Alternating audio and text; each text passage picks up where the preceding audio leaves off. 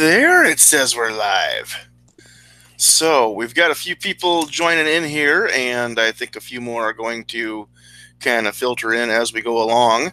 I think Hit or Miss is still finishing up, so maybe a few people will jump in here as we go along. I've got links out to just about everybody. Real quick, we will go through and see who has joined us on the chat. So it looks like we've got Trauma Jock, Gun Snob is here. Food Travis, Midnight Range TM, AWAG 1000, David Bowling is on the YouTube chat and on the panel tonight. G-Webs is over there. Never Enough Ammo, Jim Burgess, Vash Matrix, and last, certainly not least, the most beautiful chatter over there, Sandhills Sweetheart. So welcome, everybody. Thank you for joining us.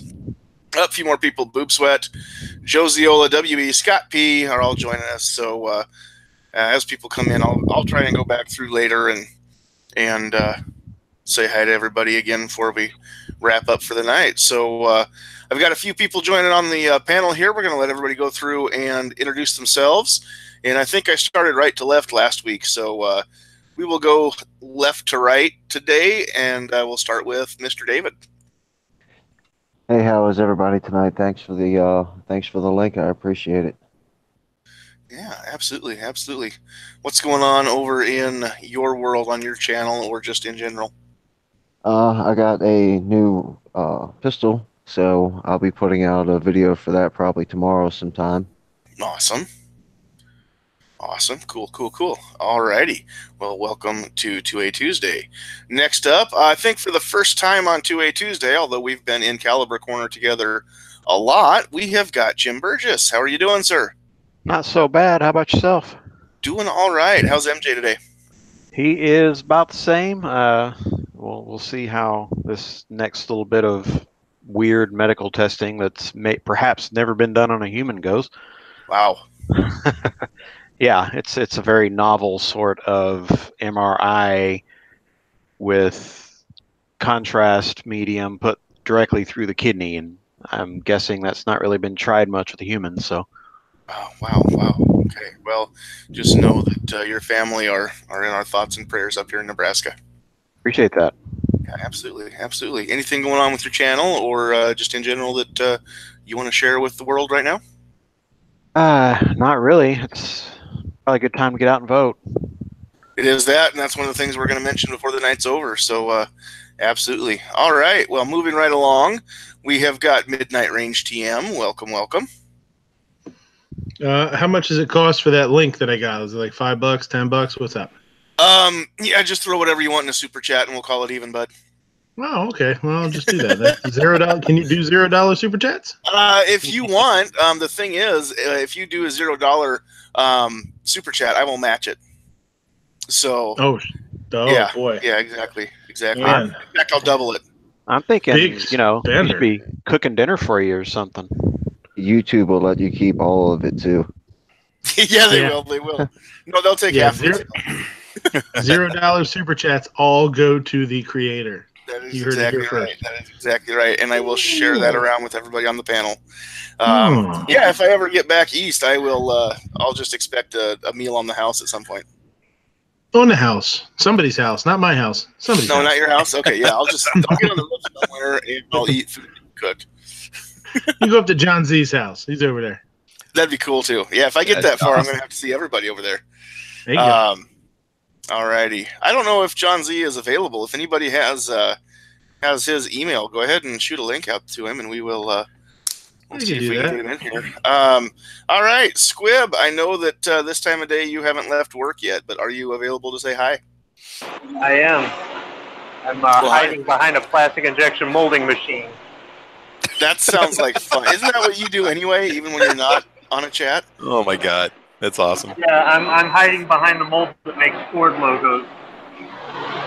Cool. Sandhills Sweetheart will be impressed. She's a broadcast lady. Incognito. That's right. Don't get caught. Yep. All right, and then last but not least, we have everybody's favorite Spanish teacher. And if he's not your favorite Spanish teacher, then you don't know enough Spanish teachers. Travis, P11. No hablo inglés. Lo siento, amigo.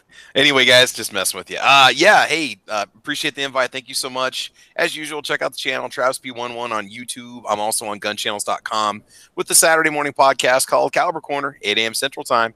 And a lot of the people you see here on the panel usually show up for that show. So make sure you are over there if you are here. So check it out. All right, all right.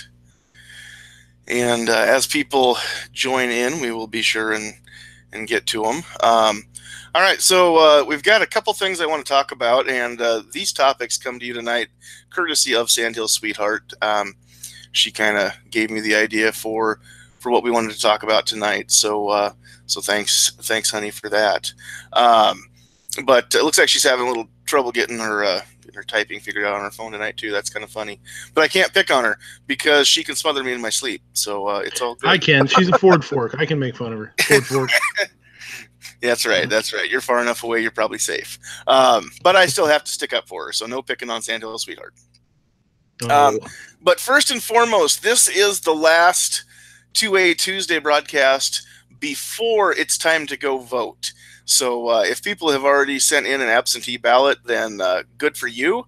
If you're going to do like I'm going to do and just wait and show up at the polling location on Tuesday, then also good for you. But we won't be live on the air until after the polls have closed, at least in my time zone.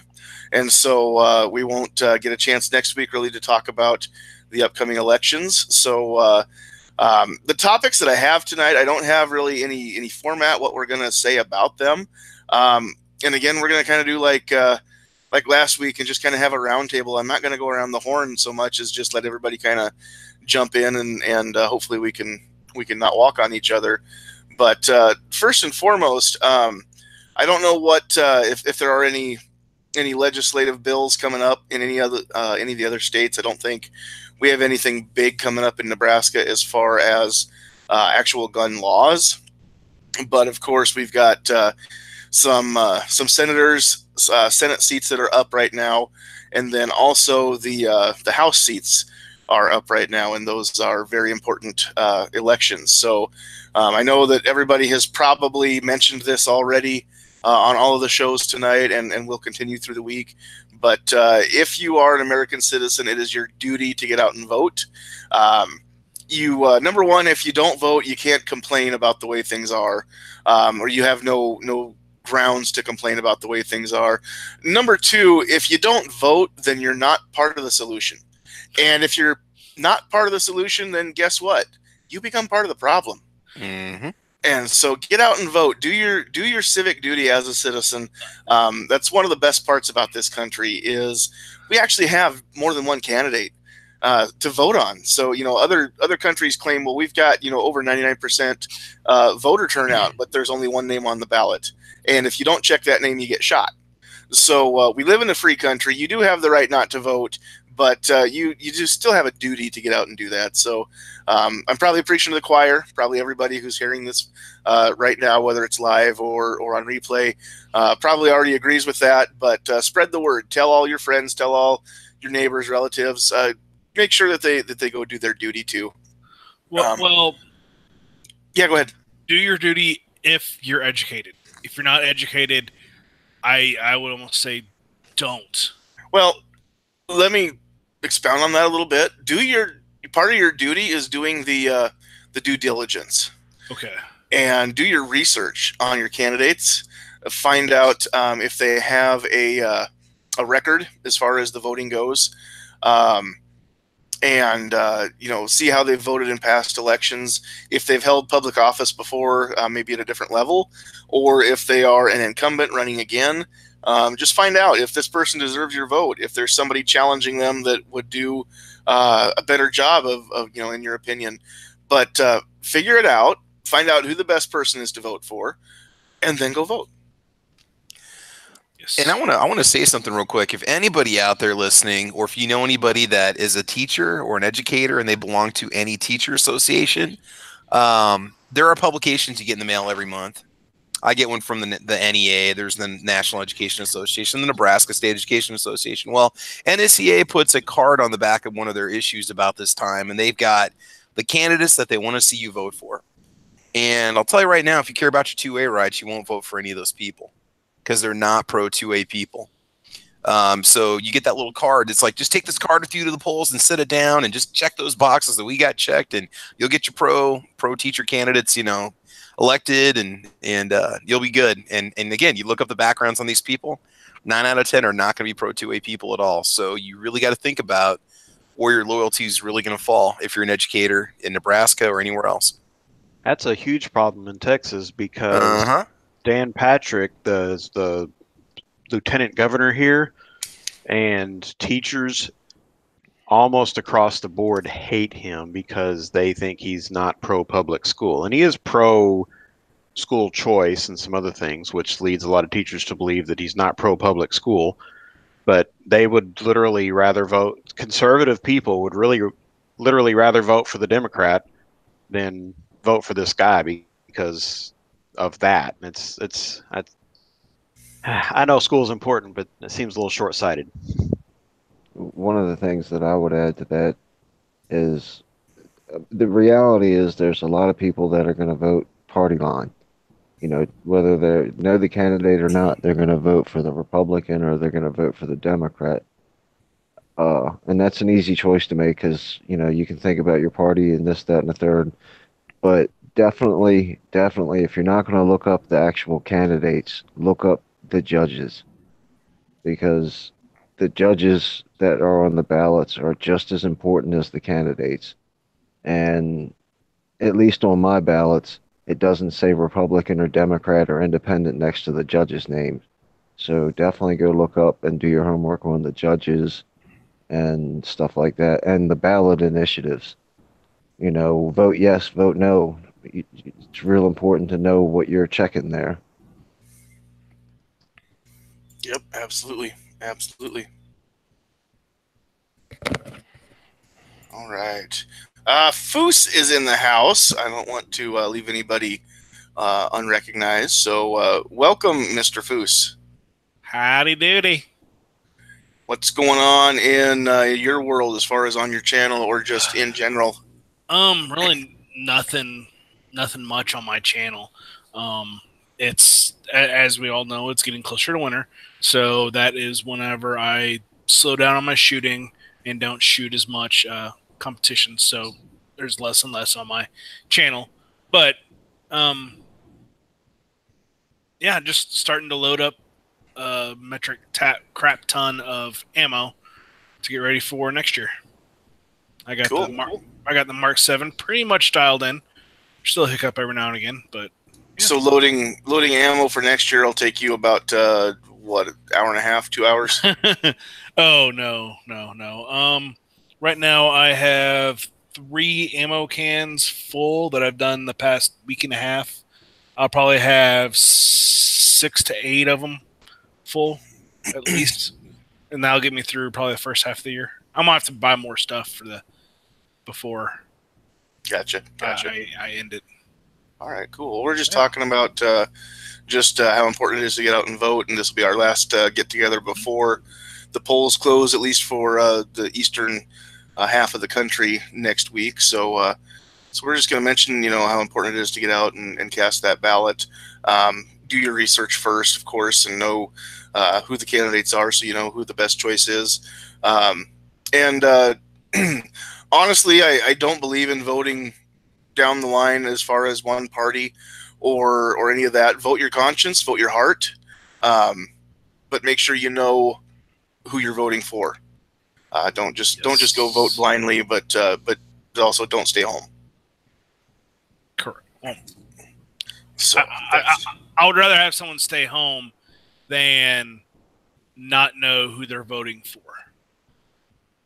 I would at the same time. But what I'd rather see is just people know what they're doing, and then go out and show up at the poll. And if you don't know, if you haven't done your research, you can still put a ballot in and not check anybody, and that you can vote for nobody and still show up and exercise your right to vote and be counted as a voter too. So that there are a lot of times in the past where I haven't known enough about either candidate or been able to find enough about either candidate where I said I can't, in good conscience, cast a vote for either one of these people.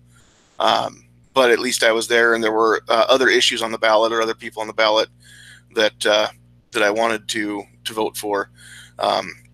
Vash Matrix out here in the YouTube chat is making a good point. Just prayers that everybody, the whole country, makes informed choices or good choices. And I know that not everybody agrees with me, and that's okay. That's why we have elections. So not everybody has to think like I do, but as long as they think, that's more important to me.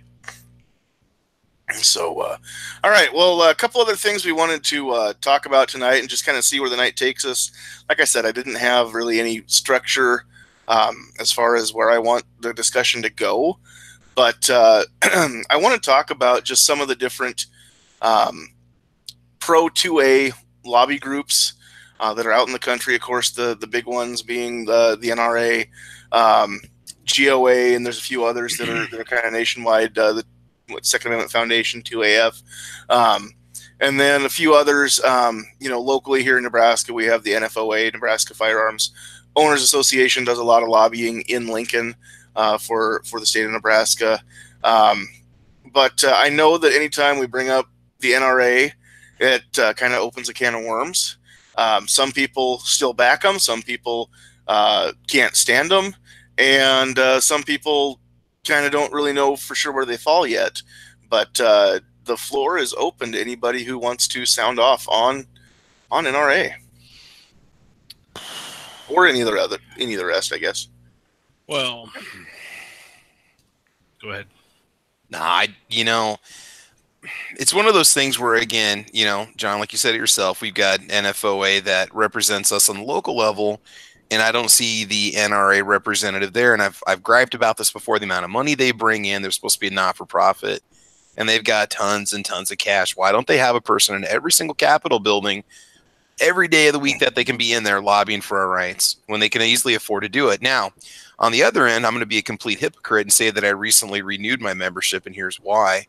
And again, you boo me out of here if you want, but they do a lot of stuff on the local level. I do see stuff around here locally. You've got the NRA firearms instruction courses that they offer, which I do appreciate, which isn't the only instruction out there, but it's a good one. There's going to be some lobbying, you can say they're promoting fear mongering, and also the other part, there's a bit of peer pressure from my own range, because they do encourage you to be an NRA member. When you fill out your application, they ask for your membership number. They say you don't have to be, but they encourage you to be. So it's like, I don't know.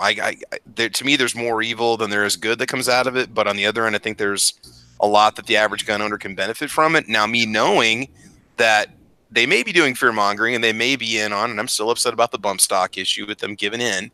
I don't necessarily have to support it more than just my yearly membership, which is probably just a tiny portion of the revenue they bring in compared to what the industry pays them anyway. So yeah, it's kind of that's my soapbox in the NRA. So I did renew after taking a couple of years off, and I just there's a lot of little things I'd rather see continue go on and just deal with what they do, but know what they do, and kind of keep that in my mind the whole time. So that's it. Yeah, Logic Rex out in the chat is saying I'm not really happy with the NRA approving of red flag laws. I'm not, Yeah, I don't see. Yeah, at all. I don't see anybody being happy about that. But also, depending on what state we're talking about, those red flag laws vary so much too in the way that they're worded. And some of them aren't so bad. Some of them still require due process, and then others are scary. Yep. Others are more of the take the guns away and do the due process later, which becomes usually not at all, which is a gross infringement of our constitutional rights. I know the one that passed October 1st in Maryland is a take your guns and we can sort it out later kind of deal. I've read it a couple times, and it's kind of legal speaky to me a little bit. So I'm not 100% positive whether or not it's just limited to family members or if just anybody can say, hey, John over there is dangerous and you should see about it because he owns guns. So I'm not 100% sure on that. The way it reads to me is pretty much anybody can turn you in, but that's not a definitive. So, but they are going to come snatch up your guns, and then you can go to court and try and get them back. Mm-hmm. Well, and I don't understand where the Minority Report mindset comes from. There's no way, even if you think somebody's weird, um, and you think maybe they're a little, unstable, but they've never ever made a threat anywhere. They've never threatened anybody. They've never tried to hurt anybody. Um, they've never committed a crime, and there's no law against owning firearms. And even if you've got tens of thousands of rounds of ammo, it's perfectly legal. And if you've never used any of that to commit a crime, then why should it be okay for somebody just because they don't like you or they think you're weird, or you make them nervous because they project their insecurities onto you? Why should that be grounds to have your property taken away when you've done nothing to deserve it? People we're so worried. Well, this person might do something bad. Well, we can't live our lives that way. That's not how our government works. That's not how our justice system works. Well, ultimately, it's going to turn out to, if they're just going to let, John Q. Public decide that, hey, that my next door neighbor is crazy or scary, and you should come investigate the fact that he owns guns. Sooner or later, there'll just be a government agency that just goes through everybody and picks out. They're not just going to leave it up to, hoping somebody calls in. Then they'll start, giving incentives for people to call in. Well, and it goes back to that cake analogy that I think Night Strike read on the air here several weeks back, where over the years we've had people come in and take away half of our cake time and time again, to where now we've just got a little sliver of cake, and then we're the bad guys when we don't want anybody to take away any more of our rights, when all that has happened over the years is chipping away at the rights. Now that's just for owning firearms and the Second Amendment. But if we start getting into the Fifth Amendment and other things where we're just going to go in and take people's property, the potential is there. And I don't think I'm really wearing a tinfoil hat when I say this. The potential is there for eventually, maybe what you said, there's a government agency who deals just with that, and they're going to get tired of people calling them, and they have to go out and investigate people. And pretty soon they're just going to go and again try and disarm the general population. So, I mean, I can't see that happening without a civil war. I don't want to ever see another civil war in this country, because it's going to be 1,000 times bloodier if it happens now than what it was back in the 1860s. But at the same time, I mean, gosh, there's so many things that can go wrong with that line of thinking. And I'm all for going back to the days of, live and let live. You don't bother me. I don't bother you. If I do bother you, you can deal with me. Or if you bother me, then I'll deal with you. And then, we'll sort it out later. But, there's too many people now that think that they need to, try and save people from themselves, or whatever is the case. Well, that's what I don't like about the mental illness angle. Mm-hmm. Every time a gun goes off, it's mental illness. It's mental illness. Mental illness. We have to accept the fact that not everybody that kills people is mentally ill. Even though us sitting here like normal people who would never dream of hurting anybody understand that there's something wrong with you if you're out killing somebody. Some people are just bad people. Well, and on the flip side of that, the vast majority of people who have some form of mental illness aren't remotely dangerous. Indeed. Well, and then there goes the angle too, is who is going to determine who's mentally ill or not?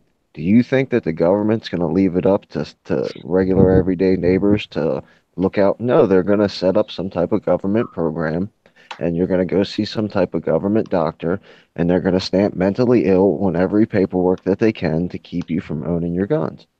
Well, and a guy with 2 guns and 500 rounds of ammo, that's if they maintain that kind of arsenal, they must be paranoid. That's they're mentally ill already. Well, Hmm. and not only that, Now that is true.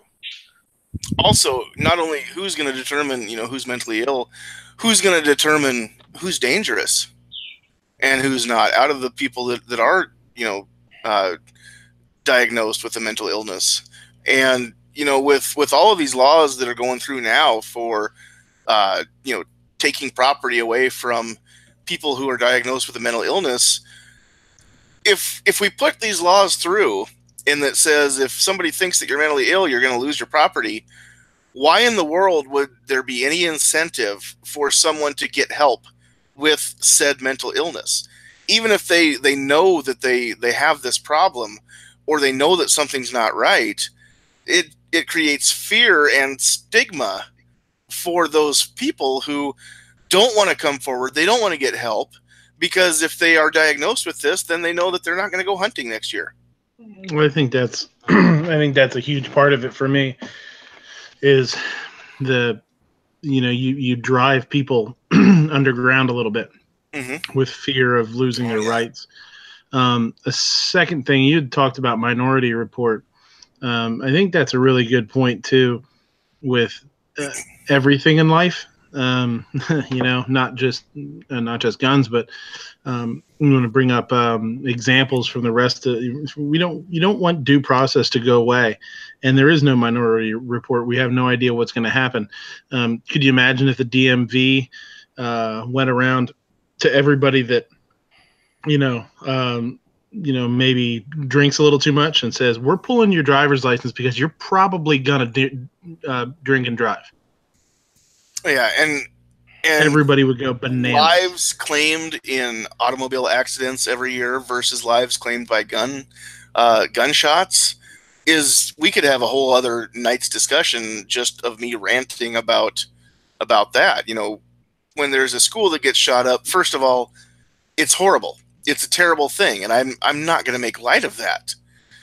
But when a school gets shot up, instantly we've got people marching in Washington all over the news saying we need to take away the guns from the people who obey the laws, which does nothing to the people who don't obey laws anyway.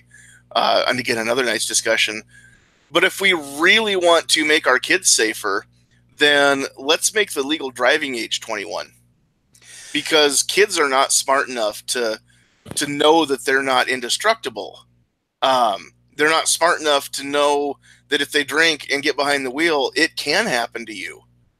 And how many people do you know who have lost a kid, and maybe you yourself have, anybody listening, and my heart goes out to people who have lost a kid for any reason, but we know way more families who have lost family members due to automobiles than due to guns. I don't know anybody who's been shot or lost somebody to a gunshot. But I know a ton of people who've lost people in car accidents. Why don't they give us Nick's background check questions before we get our driver's license? Yeah, it's a really, I think that we should. That's just as dangerous as a weapon. So many people are killed in automobile. Maybe you'd want to know if you're a prior felon with a tendency to violence, or maybe you've been arrested or incarcerated or renounced your citizenship, or any of these things you might be willing to do with a car as a weapon. Maybe it's time to run a background check before you get your license. I'm being sarcastic, of course, but why don't we? We do it for guns. We do it for guns. I think it's not a bad idea, though. I honestly don't think it's a bad idea. It's the logical thing to do. Are you addicted to antidepressants, or have you ever been hospitalized for mental illness? Do you really need a 4,000-pound piece of steel that goes 100 miles an hour? I don't know. Well, why do cars need to go 60 miles an hour? We could limit speeds just the same way that people want to limit magazine capacity or horsepower. Cylinder restrictions. Let's limit horsepower, cylinders, and gas tank sizes. They did that in the 80s under Reagan. 70s. Or whatever it was. That was because the speedometers only went to the speedometers only went to 85 on the cars. Mm-hmm. But why 85? We would be a lot safer if cars didn't go over 30. Yep. Furthermore, we should be wearing helmets when we're behind the wheel because, there's still side impact issues that could happen even with your airbags going off. We should require a roll cage in every automobile. Yeah. I Fred Flintstone my car because I don't want to go too fast. And I think if you want to have a suppressor on your automobile, you should probably have to wait for a proper.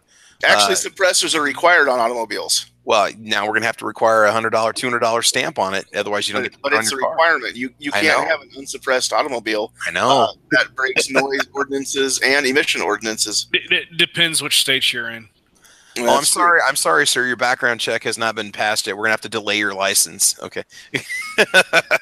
You know, we laugh about it, but in all honesty, we could keep a lot more Americans safe if we did that. Made the speed limits all 30. Made the cars not top out over 30. 21 to get a full-on driver's license. You have to be 21 to get a driver's license. You have to go through a background check. Yeah, absolutely. Why is that so unreasonable? Why is that not common sense when it's no different than what people want to do to our guns, which are protected by the Constitution? Driving is a privilege. Gun ownership is a right. Kind of seems kind of flip-flop, doesn't it? It's just backwards in my head. But it is backwards when you think about it. Completely. Ass backwards. Hey, watch Ass backwards. No channel strikes. No channel strikes. Keep it clean. Sorry. Hey, did I actually say that wrong? It's been a long day for you, Foos. We're just gonna let it go. It's cool. We'll let that one go.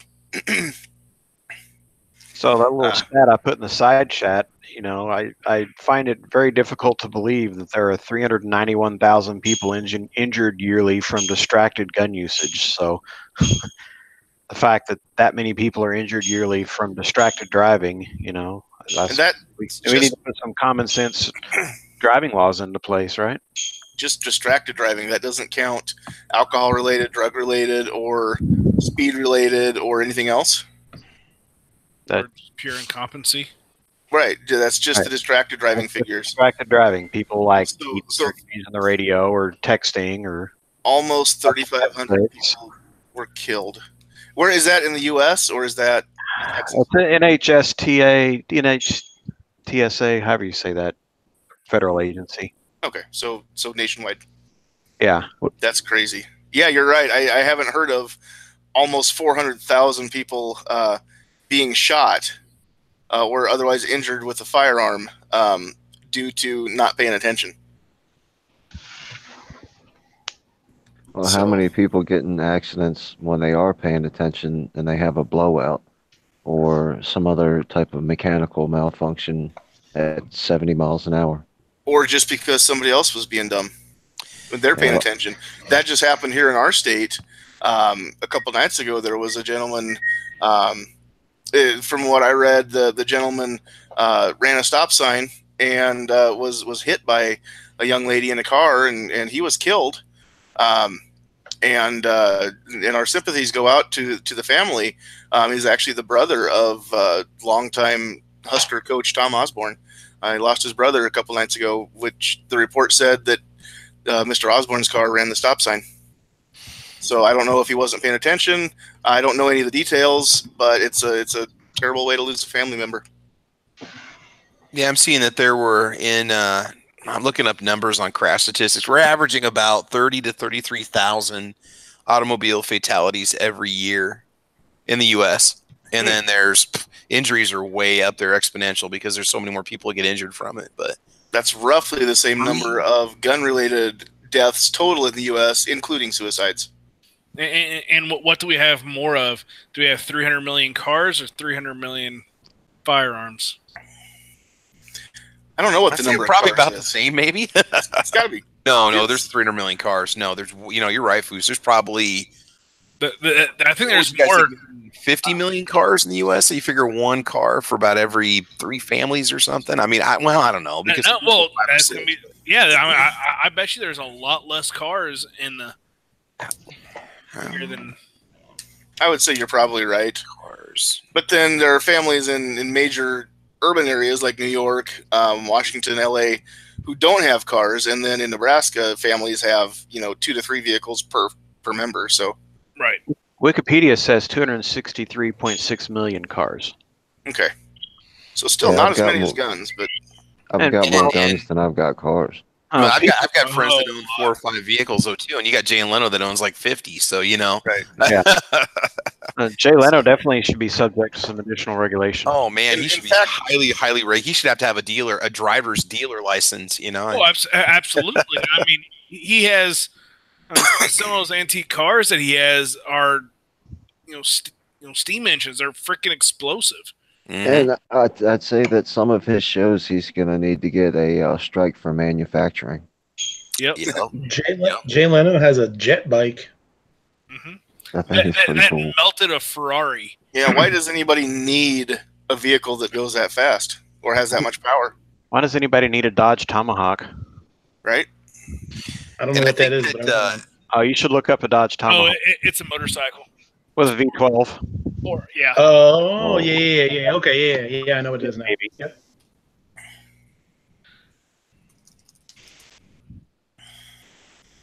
The thing Got a is, Viper. it's still not the fastest bike in the world. So we've gone from NRA to Dodge Tomahawks, Mhm. but we got started on the whole topic because of the red flag laws that the NRA was okay with, and they've done a lot of that. Excuse me, they've done a lot of that over the years, as far as they've kind of been there helping shape and form all of the major gun legislations that we've had since 1934. Well, and this is what I have a hard time believing is the story the spin they put on it is that something was going to happen anyway, and we're containing the damage. Yeah, damage control is Damage their control, platform. compromise, and like compromise is two-way. Yeah, the definition of compromise is when two people reach an agreement where neither one got what they wanted. And that's not happening, really. It's one side's getting what they wanted, and then we're left not having anything. And I'm not really okay with that. That's why I get upset most of the time when somebody on our side says we need to sit down and have a conversation. Because every time we sit down and have the conversation, there is no compromise. There's only loss on our side. Well, but there's no conversation either, because we want to sit down and have a conversation and determine what is, common sense and what is reasonable.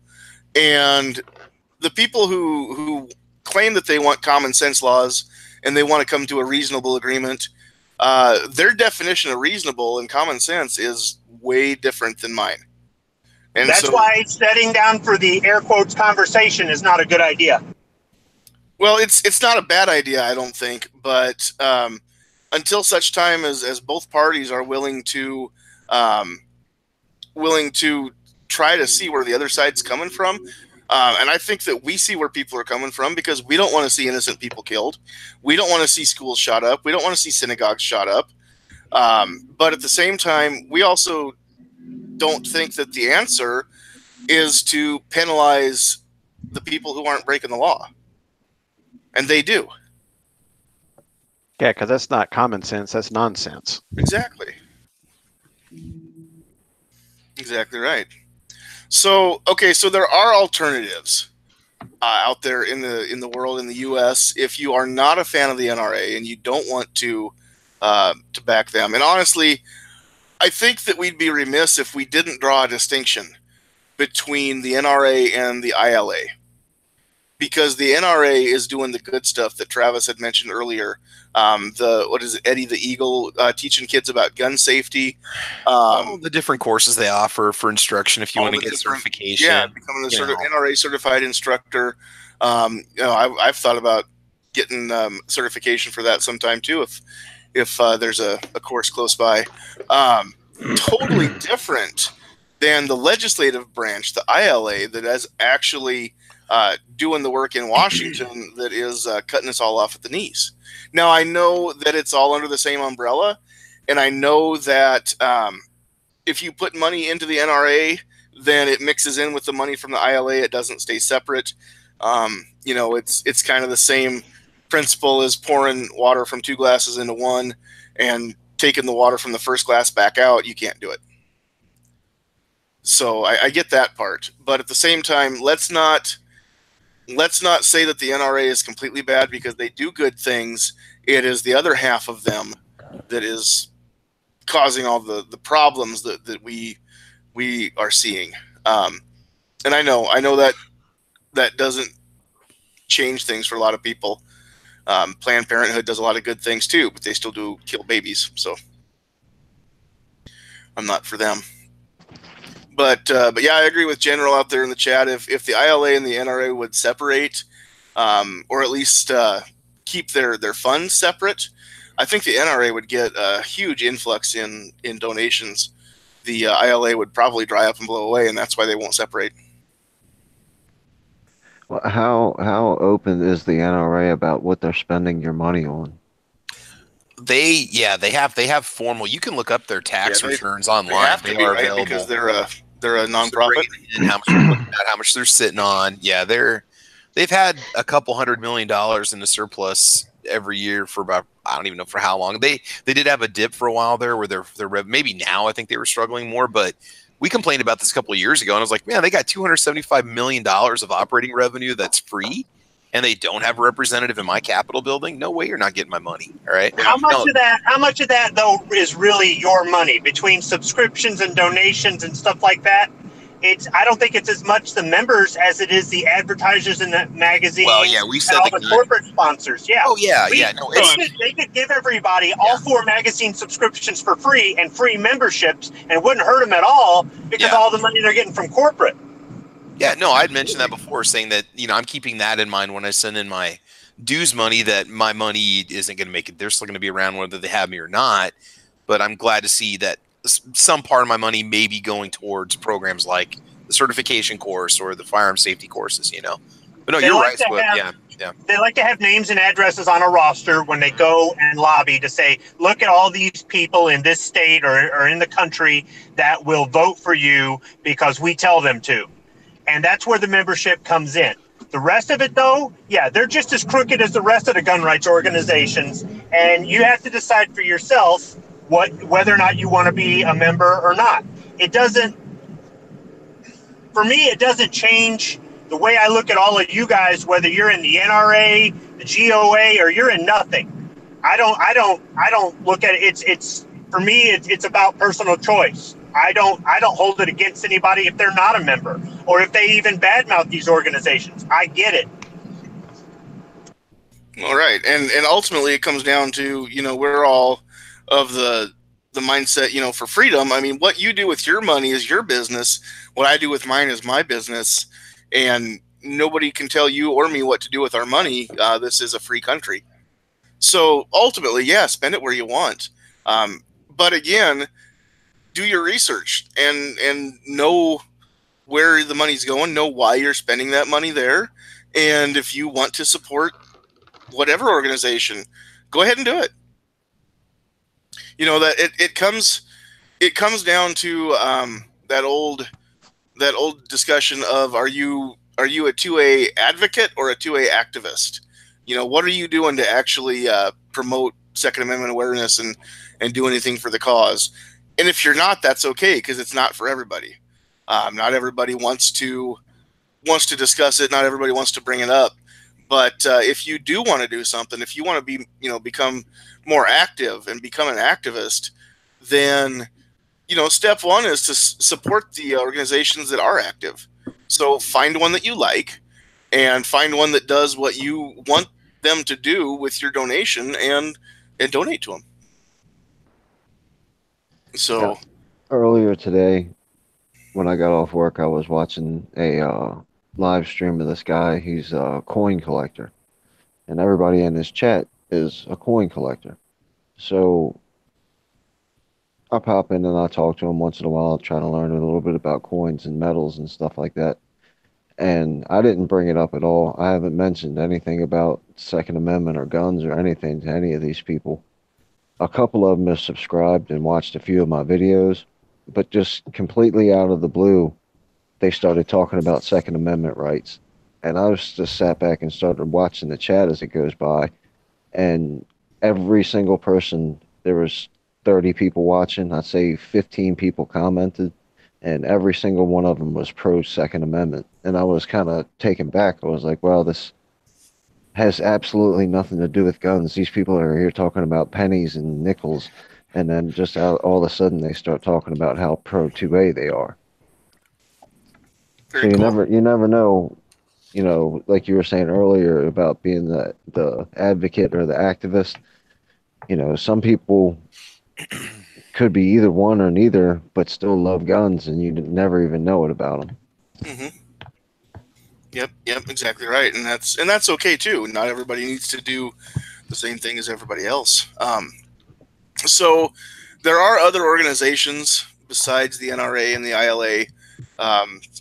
Alternatives if you want to give your money elsewhere, where it might be better spent. GOA has been mentioned, Gun Owners of America, which is a very good organization. I still get their emails a lot. I haven't joined them yet either.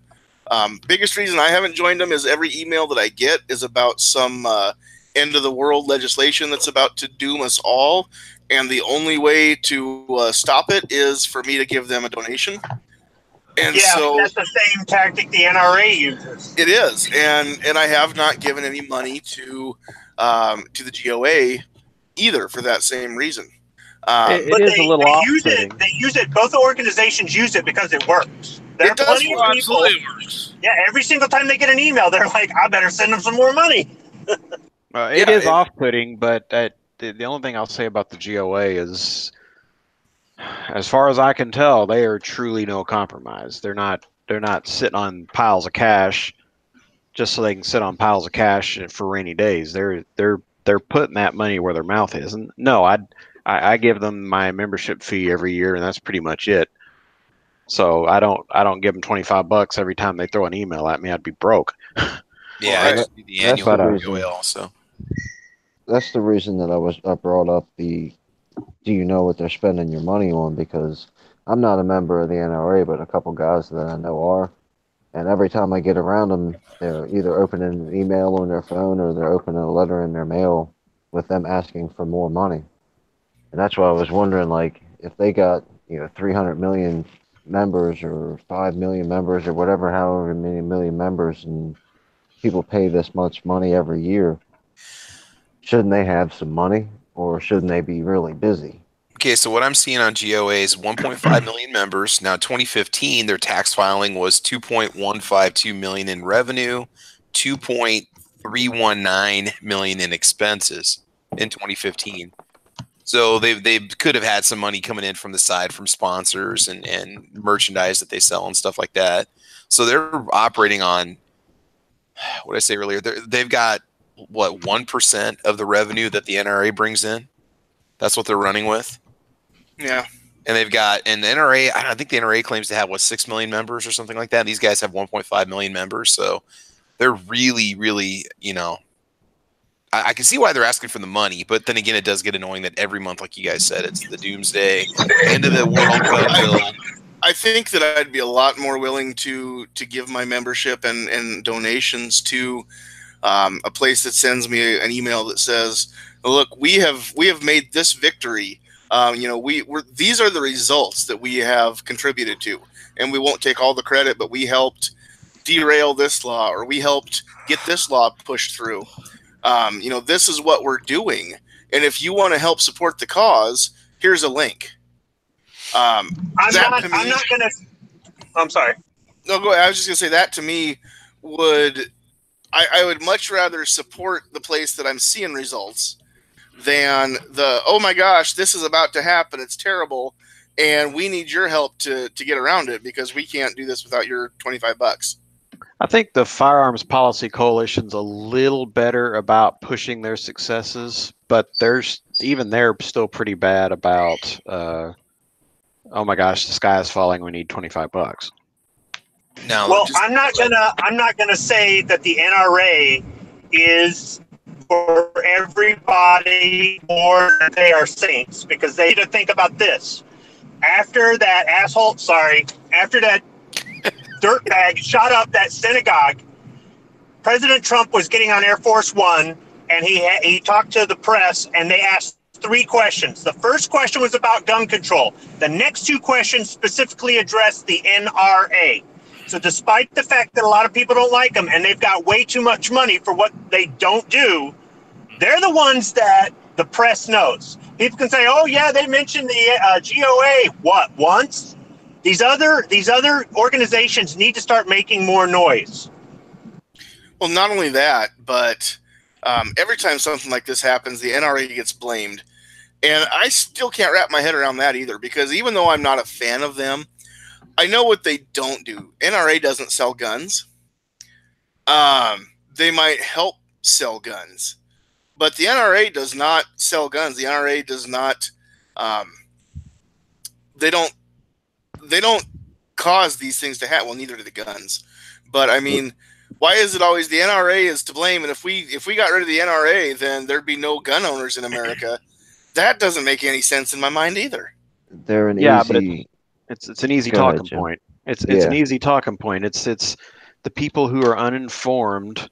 The politicians that are saying this sort of thing know better, but the people who aren't informed, the vast middle ground that still exists, that they don't know any better. They just they hear this thing, and it gives a face to the evil. Right. Exactly. I was just going to say the same thing. When they have like Jim was just saying, the talking point, you can nail it, and then there's the statistic of the NRA gave $2 million in political donations this year, or whatever minuscule amount the NRA ends up giving out to politicians every year. But if you say, well, how much do the unions give to the Democrats every year? Well, oh, that's different. That's not the same. Yeah. The unions give 10 times, if not 15 times more money than the NRA gives to the politicians, but they're the boogeyman. The NRA makes a good boogeyman because NRA is easy to remember. Mm-hmm. And when you're feeding the masses, you don't feed all your pigeons steak. You feed them a whole bunch of seeds. You throw out the seeds to the pigeon, and that's the NRA. It's an easy target. Now, let me position this to everybody and see what you think about that. In fact, before I do, Gizzard Gary, welcome. I think you've been here a while, and I haven't said hi. So hello. Thank you. Hi. Thanks for the invite. Yeah, not a problem. Not a problem. Now, let me ask everybody this: because the NRA is the face that has been assigned to the the evil guns, the air quote evil guns there. And they're the ones that get blamed, or they're the scapegoat for when all this stuff happens where people do bad things with guns. Do you think that maybe we need them because they don't come out and refute that either? They don't get indignant about it. They don't say, you guys are crazy, you're jerks for blaming us. They take it on the chin and they keep coming. And they might not be the hero we deserve, but they might be the hero we need right now. Well, and I'm just saying that as far as playing devil's advocate, but there may be some truth to it. What do you guys think? I think one of the biggest black eyes to the NRA is probably the most famous part of the NRA. Pry it from my cold, dead hands. Now, we're sitting here as gun owners and, once again, normal, everyday thinking people. We know what he meant. He means that he's going to stand up for his rights, and you're going to have to fight him for his rights. He's not just going to let you come and take his rights away. But when you feed it to the masses, it's look at that crazy guy that says you're going to have to kill him to come get his gun. Mm-hmm. So, and right there's an easy way to say, look how dangerous they are. Look, he says, pry it from my cold, dead hands. There's no compromise. There's no talking to a maniac like that. But at the same time, the people on the other side say, gladly. I would gladly kill you and take your gun away. But yeah, but you can't go on the news and say that. Well, some of them do, though. Well, yeah, yeah. Well, it was Charlton Heston who said that. Mm-hmm. And when he was the president of the NRA, and I realize the president's really a figurehead. He's not really. It's more of a figurehead type thing. He had a lot of pull with him. He's a Hollywood actor. He's famous. He's a lot of people liked him, whether they liked his politics or not. He did more than just gun rights. And when he went up on that stage, he had a presence. Also, the most famous time that he said it, or the one that's repeated with the pictures and the video and stuff, he's actually holding up a musket, not an AR-15. Mm-hmm. I realized that was back last century before the AR-15 thing really exploded with all the newbies to the gun world. But the thing is, though, he carried himself in a way that we aren't really seeing. There are people that think it's great that Oliver North is that figurehead now, but then there are other people who think of Oliver North as a villain. Was he really the best pick? I don't know. If you want your old FUD money, yes. If you want to get new members, maybe not. And that's part of the problem with the NRA, is that they're not looking at the future. They're just looking at what has always worked. These people who are older, who have lots of money, who put the NRA in their will when they die, they're going to run out. It's a finite supply. And when those people run out, the NRA could fall on its face because nobody who's young enough is going to want to join. They're going with what has always worked, and they're not being innovative. Right. Now, fun fact, real quick: if anybody wants to see the actual rifle that Mr. Heston held aloft at that it was an annual meeting, I think, that he did that, and said, cold dead hands. That has been donated by his family to the NRA, and it is in the NRA museum at the Bass Pro Shop headquarters in Springfield, Missouri. I saw that rifle a few weeks ago when I was there at that store and went upstairs and checked out all the guns in the NRA museum.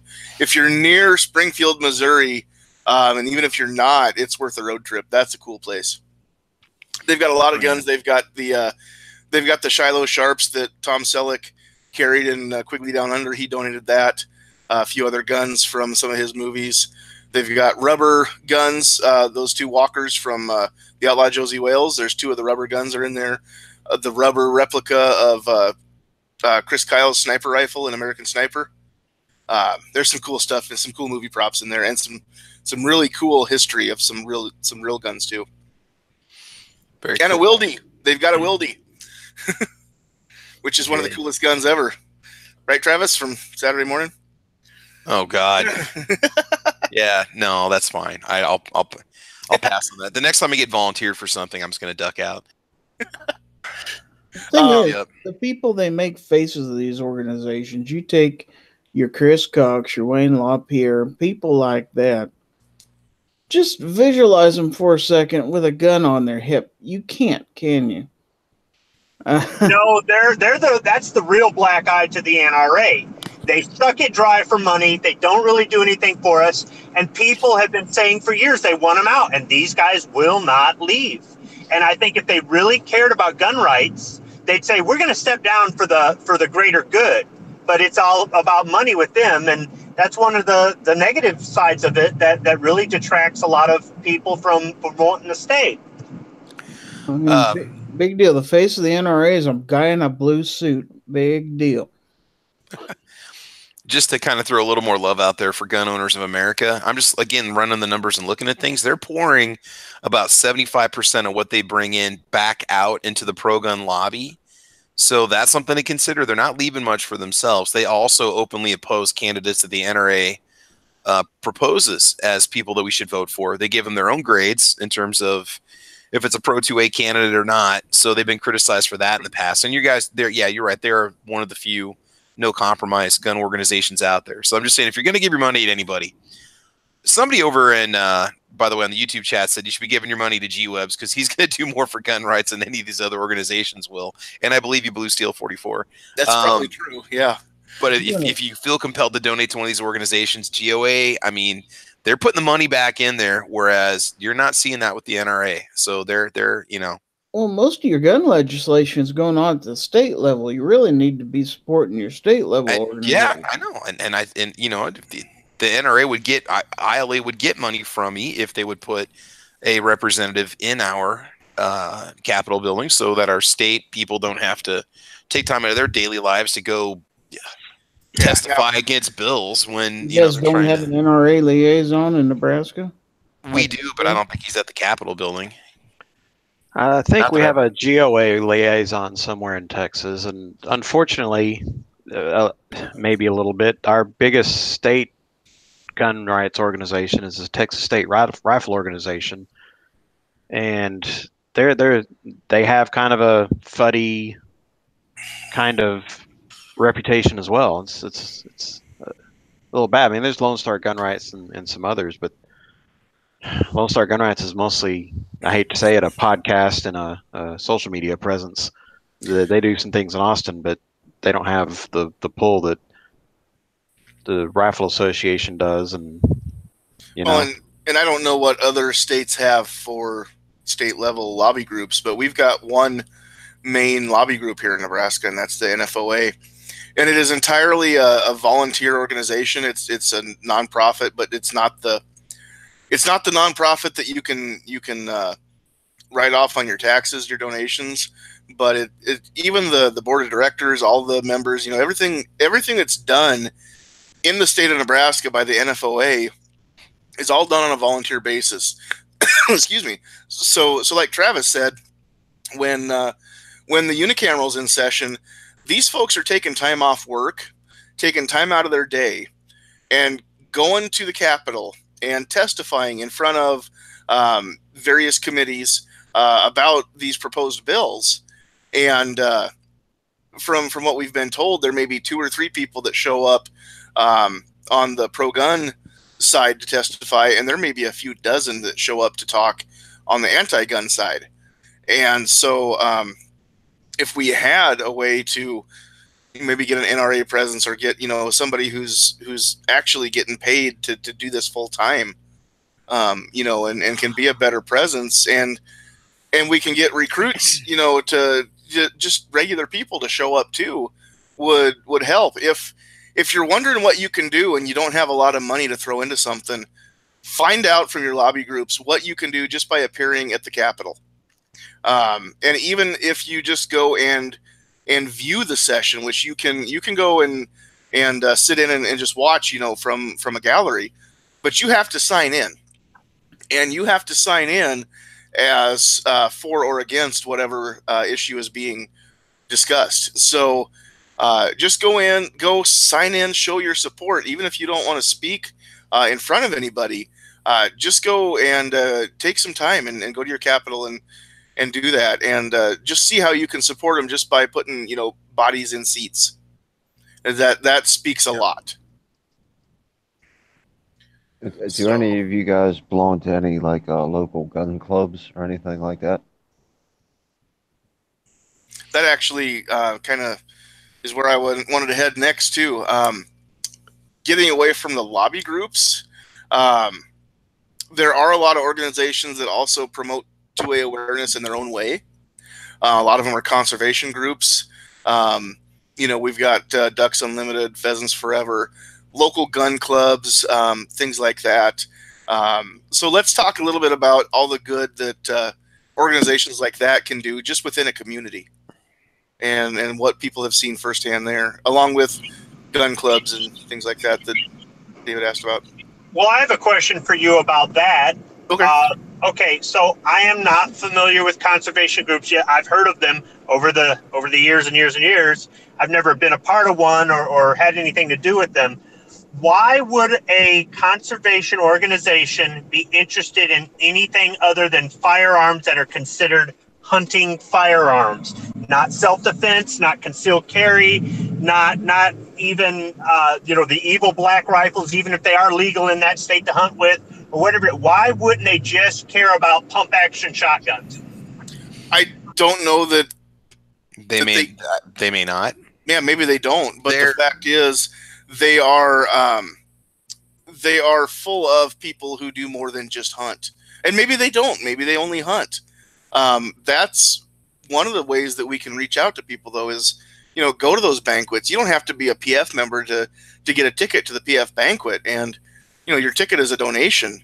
But I know a lot of those organizations are they're organizing youth hunts, and you can go out and be a sponsor and take a kid, you walk with them, show them how to learn muzzle discipline, things like that. Take them out and get them a pheasant. Take them out, get them a duck, what have you.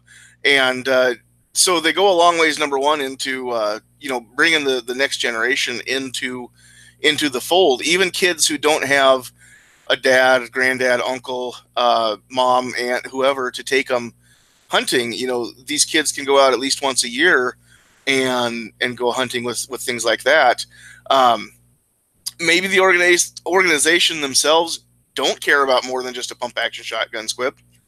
But okay, again, I wasn't sure because I'm not familiar with them. I don't know what conservation would do to help gun rights in general, because in my experience dealing with some FUDs, some of them have got the evil, scary rifles. They just never take them out of the safe because they don't want anybody to know.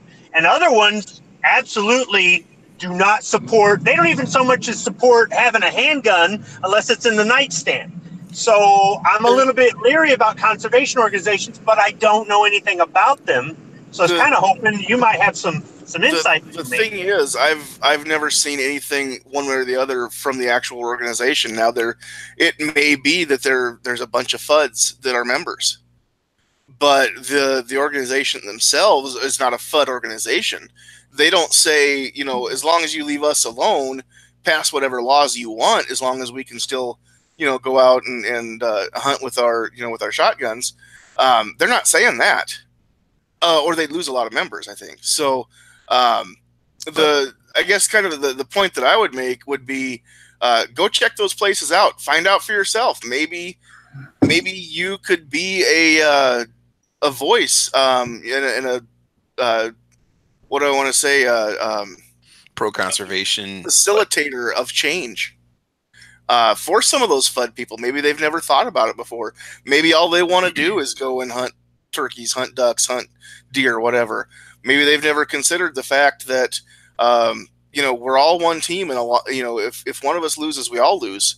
Not everybody thinks about it that way, and maybe somebody could just go and bring that to somebody else's attention. Maybe they'd think about it differently. Yeah, that might be a good idea. I mean, I don't know. Some people that I've talked to in those circles, they agree with the Pro 2A stuff. They just keep it on the QT because they don't want to get in trouble with their union. They don't want to get in trouble at their job. They got their wife keeping them down, whatever it is. But then they funnel money to the NRA or the GOA or whatever every time they get one of those emails. So, another thing to remember is, okay, even if these members on these boards are not necessarily pro AR-15, pro handguns, pro concealed carry, they're still promoting the sport, which brings people into enjoying the land, enjoying the hunting. You're also going to go out and buy firearms. It's going to promote the industry. You're probably going to be a gun guy on the side. I mean, I might be a member of Pheasants Forever, but I'm also a shooting enthusiast who might do competitive shooting. I might own an AR-15. I mean, it's bringing people in. It's just another activity you do on the side involved with your firearms. It's going to bring families into it, and that family might take the kid on a pheasant hunt, and then they might get done and go to Cabela's and go pick up an AR-15 on the way home. So, I mean, it's promoting the greater good of all things gun. And I see what you're saying. If they're not contributing directly to the cause, then what's the point? Well, there's other elements that go along with being a gun owner, that go just beyond the 2A. There's the whole world of firearm ownership. And not only that, but it's a foot in the door too. It's another avenue to get people into shooting guns. Not to mention the revenue that these sports bring into these states. That's a heck of an arguing point for a state. Well, you want to ban my guns? Well, there goes $250 million in licensing revenue and gun purchases every year and sporting good purchases for the state of Nebraska. So, I mean, it's a good, strong point to promote firearms ownership on any level, but I don't disagree, Squib, at all. I do not disagree with you. Oh, I agree with you as long as it doesn't. Yeah. I think the word is pigeonhole. Pigeonhole us into, the 2A is about hunting. Because at that point, for me, all bets are off because it's not about hunting. Yeah. And I think that some people don't look at it. I mean, like I said, I've met FUDs that is like, well, I got mine, so forget everybody else. Yeah. And then I've met FUDs that are like, yeah, man, I don't take that out of the safe because the government's going to come get me. It's like, dude, no, take it easy. Your SKS is fine, dude. They end up like England, where you can have a bolt action rifle and a shotgun for hunting purposes or landowner purposes only and nothing else, Right. So, yeah.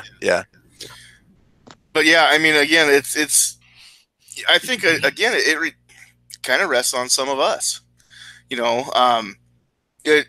I'm not a member of PF or Ducks Unlimited or any of those because I'm not a duck hunter. I'm not a pheasant hunter. But the more I sit here and think about it, the more I'm thinking maybe the next banquet that comes along, maybe I will, see about getting some tickets and just go and check it out and just start the conversation. Maybe I'll wear my IPAC T-shirt out there and see if anybody asks me about it. They do support. They do a lot of stuff for, like, the Pheasants Forever. They do their banquets. They also do a lot of raffles and fundraisers. If there's somebody in the community that's ill, or maybe there's an avid sportsman that's been a gun guy his whole life that's come down with cancer, they do more than just raise money for themselves. My dad goes to the auctions that they do for Pheasants Forever, and there's also like the National Turkey Foundation is another one that he goes to, and he goes to the Ducks Unlimited banquet.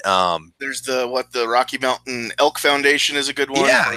They do a lot of stuff out there on the local level too, and as well as helping promote conservation of the grounds. So we have these grounds to hunt on in the future, whether it's for food or for whatever. And not only are they, and they're not necessarily a pro gun group. They're a pro conservation group, but they, their main thing is preserving the wetlands, preserving the uplands.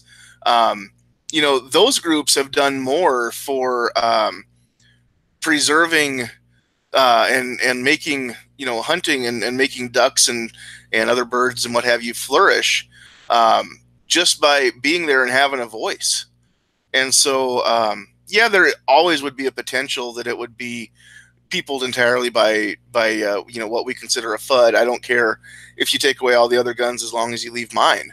But at the same time, they might very well be people who feel the same way that we do and just never thought about it, or never had a place to talk about it, or never had a chance to have that conversation. And maybe they're looking to do more than just preserve the wetlands. Maybe they're looking for ways to ensure that their kids, their grandkids, their great grandkids still have the opportunity to pick up a firearm and go hunting 50 years from now. Yeah, and I certainly use the term FUD a lot, and I'm not really fond of it in terms of any more than I'm fond of calling my liberal friends libtards. Yeah. But one would hope that at least in the back of their minds, these type of organizations, conservation is important. It's great, securing and making sure hunting is available for future generations and that sort of thing it's important work. But at the same time, if they don't have in the back of their minds that we kind of need to be focused on maintaining the Second Amendment for those future generations so they'll be able to have firearms to hunt with, because if they're smart about it, they're going to realize that the anti-gun side's playing the long game. They're not going to stop with, getting rid of the black rifles and getting rid of the semi-automatic handguns. It's not going to stop until we're almost or worse than Australia. Right. It's hard to convince some people of that, though. It's like son, what do you need that kind of gun for? It's those kind of people that it's kind of hard to convince and to try to get them to open up their mind a little bit and see the writing on the wall, especially based on the examples that are already around the world. So, I mean, I suppose any avenue is better than nothing. Do politicians speak at some of these conservation group banquets and stuff, or? Sometimes. I think it depends on the banquet. It depends on who's been invited, what level it is. I mean, some of the local chapters around here are relatively small, but, maybe one in Lincoln or Omaha would be a little bigger. Maybe one in Kansas City would be bigger. It's hard to say. Midnight Range out in the chat has said, if you don't think that FUDs can change, just take a look around. A lot of them have. And so, I think that's very, very true. And then going back to what Jim had said about, calling people FUDs or calling people, using the word libtard. It's not one that I throw around at people. I won't call anybody a libtard, but for me, it's personal. It goes back to my days when I worked with Special Olympics, and there was a different word that ended in tard that we absolutely just hated to hear. And anything that ends in that now, it's like nails on a chalkboard to me. It gets me ready to fight. So I won't use that word because I won't use the other one. And it's pointless in either way. It's the opposite of productive. Yeah. It's just a good way to shut people down. Just like if they call us, crazy gun people or killers or murderers or anything like that, I don't want to have a conversation with somebody that starts off calling me a murderer. I can't see anybody wanting to have a conversation with me if I start off calling them that. And the same way using the term FUD. It may or may not be a nice term. I don't think it has the negative connotation that some of those other words that Yankees fond of throwing around, calling the, Chris Cox and Wayne LaPierre and those guys. He calls them something else that I won't say on my channel. I don't think FUD has quite that negative connotation. But, if anybody's mad because they get called a FUD, maybe part of that is because the truth hurts a little bit too. But again, everybody's got kind of a different definition of what FUD is. And to me, it's, Elmer doesn't care if black rifles get taken away or magazine capacities get limited because he can still go out and hunt wabbits with his shotgun. And to me, that's what the word FUD means to me. I think that's the connotation that it has for most people. I'm sure people who are of that mindset don't appreciate it, but at the same time, I think it's better to, it's if you're talking one-on-one with somebody. If I was talking to you and I called you a FUD, you'd probably shut down. Whereas if I said, hey, think long-term about this. If these things that you don't really care much about go away and it doesn't impact you, let's roll the clock forward a couple of generations where now there's no more of these type of firearms you don't care about around anymore. They're not going to stop. They're going to come after your pump action or semi-automatic shotguns, and after that they're going to come after your bolt action rifles, and after that they're going to come after your double muskets and double barreled shotguns. Absolutely. If you give them, two sentences, they generally, and I'm talking about the anti-Second Amendment type of people, they usually give themselves away because the first thing that they're going to say is, nobody's trying to take your guns away. And the second sentence will be, why do you need an AR-15? So Yep, I've heard that before. If nobody's trying to take my guns away, why are you asking me why do I need it?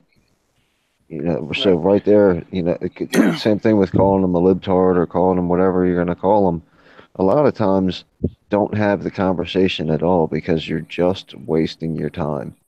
No. And I do believe in having the conversation, but I don't believe in having the conversation with somebody who's not gonna be rational and open to a discussion. The people who we might call FUDs, those are the people that I would think, if they're a rabid anti-gunner, maybe there's not much point in having the quote conversation with them. If they're the quote FUD, then it probably is worth having the conversation with them because there are things that their minds might be open to that,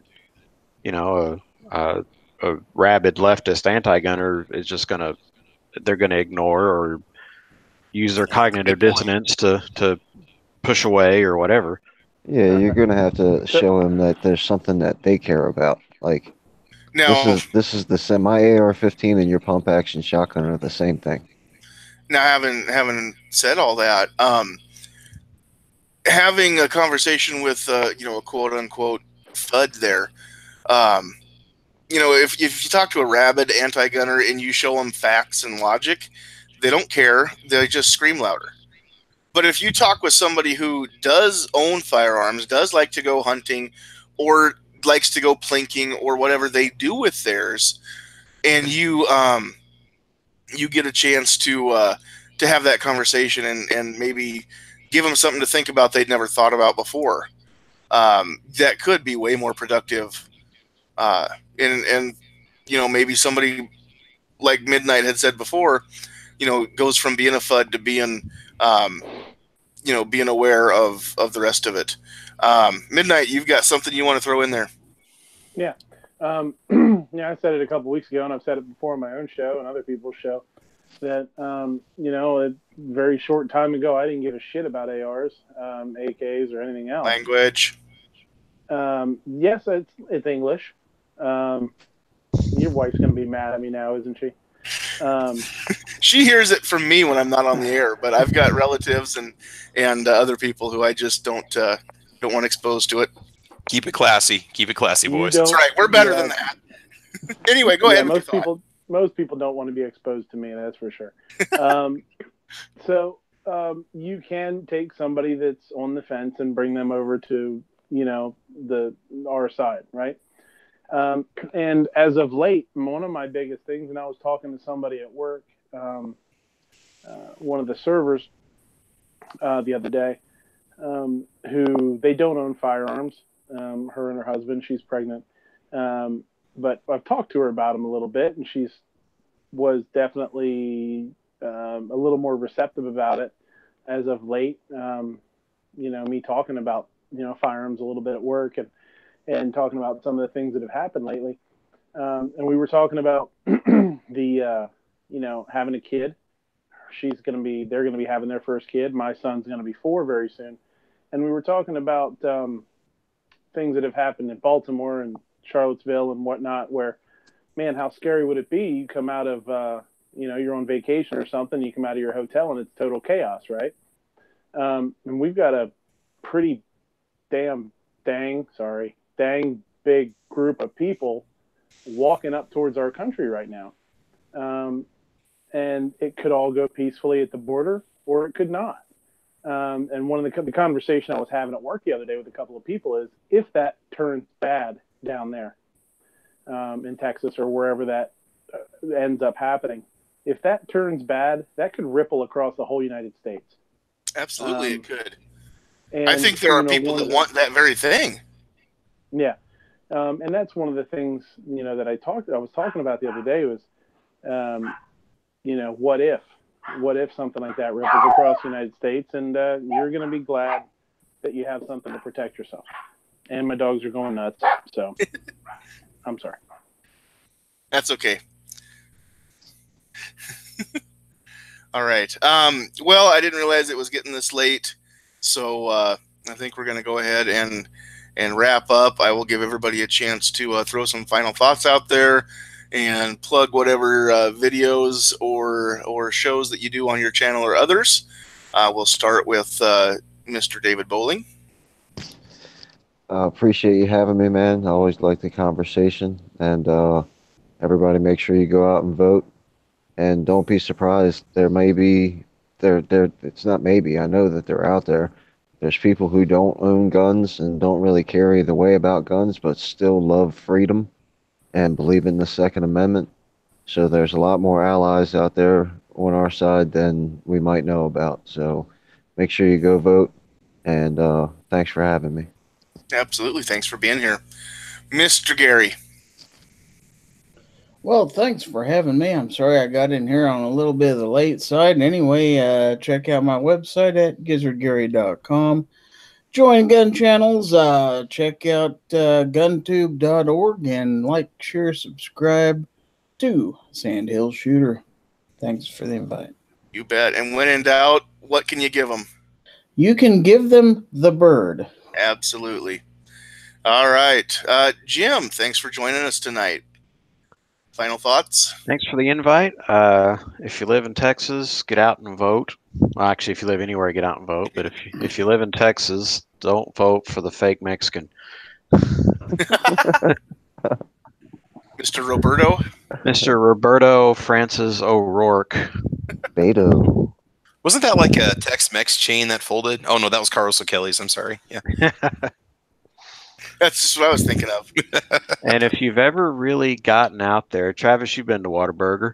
Oh, God, yes. If you look at his logo and then go look at a pack of Whataburger spicy ketchup, you'll see who should be suing his campaign. So, really? Yeah. It's funny you would say that because I just happen to have a package of Whataburger spicy ketchup in the kitchen right here. So let's take a look at that. Here we go. I happen to have had the pleasure to be with Travis at his very first Whataburger experience. I've never had Whataburger. Oh, you're missing. I'm sorry. Here we go. All right, so I've this never is even it. seen It's one. a light going on here. This Beto is copying that font. Okay, I'm gonna share my screen for a second. Let me find. Oh my god, do we have some copyright infringement going on here? No, I think he's actually meaning an actual logo. I think Jim's Like going the to show us Whataburger something. logo? Or I think Jim's going to show us something here. because this kind Okay. of looks like Jimmy John's too. So, all right, here we go. This is it, and I'll Oh. tabletop review this ketchup as soon as we're done. So, All right. I'm just kidding, of course. That's coming later. That's coming later. I like ketchup and I like spicy. I don't know how I feel about spicy ketchup. Now look. Hit me in that range. Eat your heart out, man. That's my spice rack. Now I'm messing with you. Now look at the. Oh look my at the logo on my God! screen. Look at the lines. Yes, Wow. Kind of. it's ridiculous. He reversed it. And no, there's actually black background and white lettering too. I've seen that. God, such a fine line between clever and stupidity, huh? Yep. Wow. There Well, you go. At least he's original. Copyright infringement right there. Comes up with his own ideas, clearly. Whataburger has been infringed. There you go. See, he's not the only. He's going to just be infringing all over the place. So he doesn't need it. And I was in Denver. I think is he planning on the Beto burger? Is that what he's hoping for if he wins, or what? I hope so. Are you trying to tell me that a Democrat might be a criminal? No, not at all. We would never say that. Come on, We David. won't say that. Work with me here, bro. The views expressed by the panelists on the Sandhills Shooter 2A Tuesday do not necessarily reflect the views of the Sandhills Shooter channel. But they do the panel, and we all agree. Yeah, but I might not disagree. There we go. All right. It does speak to how many people don't like Ted Cruz that I was in Denver over the weekend. Dude, bad example of a place to go Yeah. for conservatives. Yeah, I was in Denver over the weekend, and I was seeing this dude's stickers, and people I talked to in ice cream shops knew who he was, and I was like, "Oh my gosh, get me out of here!" Yeah, that's yeah. I've been smoking too much of that legal stuff. Uh-huh. Yeah. Crazy. All right, Squib Load, go ahead and wrap up, and any plugs you want to make. No, thanks for the invite. That's it. Okay. Thanks for being here. And then Mr. P11, Travis. Yes. Hey, get over to gunchannels.com, sign up, get a membership if you haven't already. Everybody on this panel, if they got a channel, subscribe to their channel on YouTube and gunchannels.com. Otherwise, check me out, Caliber Corner, Saturday mornings, 8 a.m. Central Time, the only time zone that matters because the world revolves around us.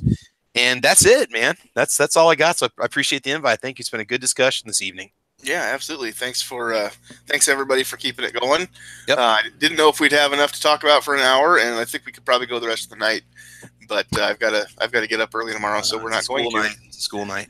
And of course, I am Sandhills Shooter. You probably figured that out if you clicked on my channel to find this show. So thanks everybody for joining us, both live and on replay.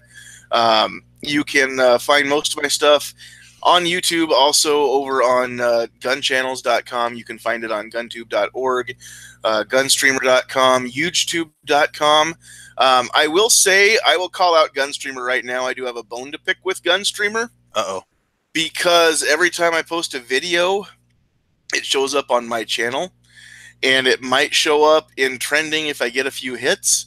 But I never see my video in the latest videos, even after 24 hours goes by. And I don't know if it's something in their algorithm is bad or what I need to do if I need to post more videos to get in the club. But I definitely have seen I don't get very many views when it doesn't show up in the latest videos because I think a lot of people cruise that section. So I'm not crazy about that. However, on YouTube, it does work that way. It's good. So I will continue to support them. I know that it's becoming the same entity, and maybe they will be able to pool their resources and fix this. But anybody from Gunstreamer, if you're hearing this, fix that, please. I'd sure appreciate it. CMC and G-Webs, you've got one Sandhills Shooter. You're on there for latest videos. You're 4, 8, 12. You're number 17 or 18 on the list. Well, then I wasn't earlier today because I looked. Yeah, you were at the. Well, I mean, it depends on your screen size and what you can see. But see, now I'm posting a video on there. Yeah, my gun safe video's up there. It looks like it's popping up after a day. That's what I'm seeing right now. Because your South Dakota drive is the one I think that's popping up on there. The No, driving and chatting in South Dakota. Yeah, and then that one I my posted. save video. I think there's probably 24-hour delay before it pops up on latest videos. And they could be queued in a line. I mean, it might take them time to get them up there, What's crazy, though, is sometimes you look at latest videos and you'll see one that says 1 hour ago. So I don't think that's the case. Oh, good point. Yeah, because I'm posting stuff up here every other day, basically, and it's I don't know what's going on, but anyway, anybody who wants to help support the channel and the things that I do is welcome to go to patreon.com, find me under Sandhills Shooter, and become a member, a patron there too. So if you have not yet subscribed to David Bowling, Gizzard Gary, Jim Burgess, Squibload, or Travis P11, or Midnight Range TM, or Foose, you should go look those guys up and subscribe to their channels. They put out some really cool stuff, and I thank everybody for joining us. Real quick, let me come over here and see who joined us on Gun Channels. We had Jim in there and Rich White. And thanks to you fellas for joining us over there.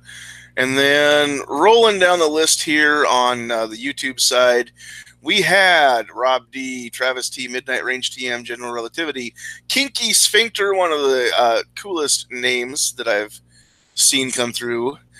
Jim was also in the YouTube side, Logic Rex. Steven Kaiser was in the house, Boob Sweat, Judson Joist, Vash Matrix, Sean, the Revolver God, Bane. Who have I skipped over here? Scott P. I think I saw, who else did I see? I've seen a few of these.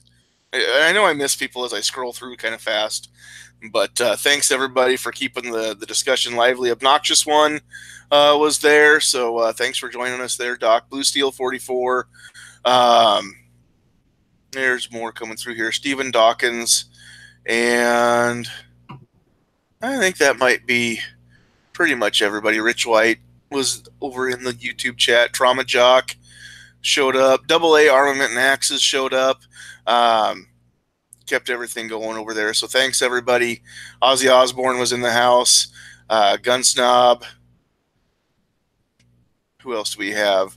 We had WB, Joe Ziola, some of the ones I mentioned earlier when we first started up.